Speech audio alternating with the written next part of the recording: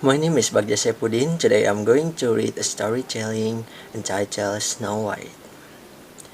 It was winter and the young princess was looking out of the window, where snow as white as her skin was falling quietly outside.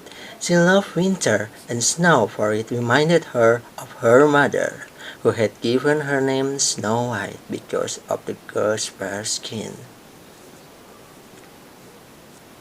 Snow White was going happily at the castle with her father, the king, and her stepmother, the beautiful woman. Her father was a good and caring man, but her stepmother was a proud and vicious woman.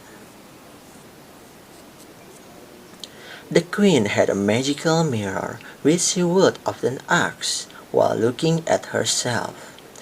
Mirror, mirror on the wall, who's the fairest of them all? And the mirror would always reply in the same way. You, my queen, are the most beautiful among them all.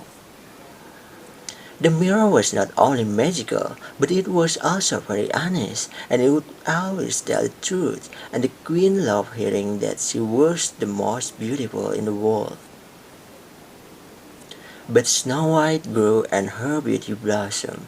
One day, when the queen asked her mirror who was the fairest of them all, she received an unexpected and very unwanted answer.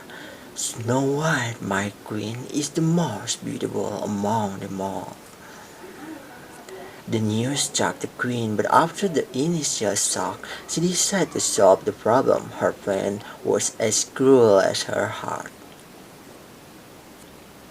The vicious woman called her guard and ordered him to take the girl to the woods, kill her, and take the heart back to her as proof. The guard took Snow White to the woods following the queen's orders.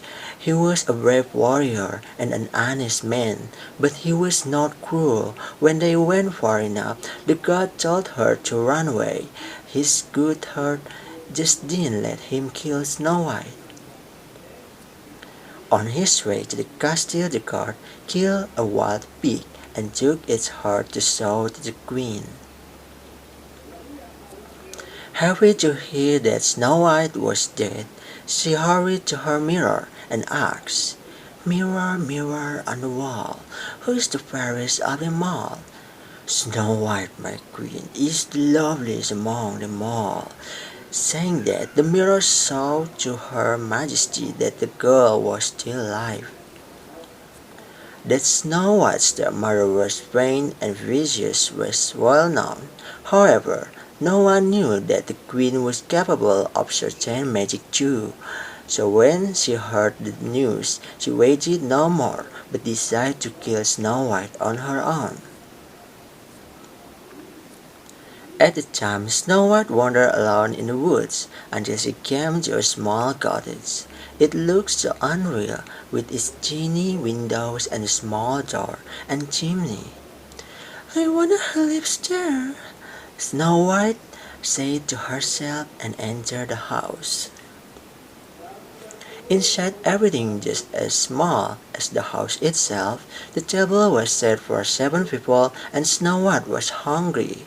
Therefore, she decided to have a bite of its meal and a sip of its cup, so that she didn't leave anyone without a meal.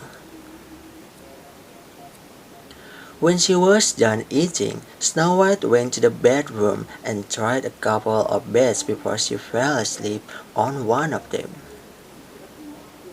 It was not long before the house owners got home. They were 7 dwarfs who worked in the mines every day. What a surprise it was for them to find that someone entered the house and was now sleeping on one of the beds. The dwarfs let her sleep.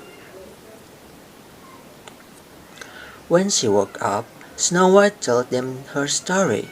When they heard all that she had to tell, the dwarfs gathered for a meeting. They decided to let her stay and live with them. The next day they left to work and warned Snow White to be very careful and not to open the door to strangers. At that time the queen had been preparing the next evil plan to kill Snow White. She dressed herself as an old woman, took a poisonous apple which she had prepared herself, and set off to find Snow White. "Sweet apples, I have milady. Won't you buy some?"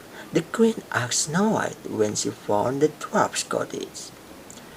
"My landlord told me not to open the door to strangers," the ghost said. "Oh, you need to open the door. Here, try this big red apple," the queen said, and gave Snow White the apple.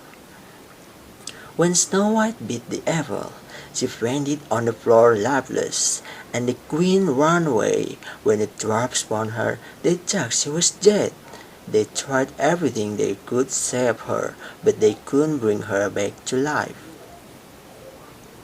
The dwarfs cried and wept for days. They laid her on a bed of rose petals in a crystal coffin, and started to the mountains to leave the coffin there, so that they could see her beautiful face every day when they were going to and back from the mines. On their way to the mountains, a stranger met them. He was riding a beautiful black horse, and when he saw Snow White, he fell in love with her. "Where are you going with this beauty?" he asked them, and they told him that they were going to the mountains to lay the coffin there, so that they could go and visit Snow White every day. Then the stranger, who was a prince, suggested, "Let me help you with this. You can put the coffin on the horseback." The dwarfs lifted the bed of roses and all started for the mountains. On their way, the horse stumbled over a bomb, and at that moment Snow White carved out the poison bite. When she woke up, the prince and the dwarfs couldn't express their happiness. She told them what had happened, and they understood it was not an old woman, but the vicious queen herself, who gave her the apple. The strangers then spoke. "My princess, if you become my wife, I will protect you day and night from your stepmother." At the time, the queen was standing in front of her magical mirror. "Mirror, mirror on the wall, who's the fairest of them all?" she said, thinking that the mirror would give her the answer she was expecting. "Snow White, my queen, is still the fairest of them all. She survived promotion, and she is getting married to a prince who will save her." The queen couldn't bear the news and died. The end.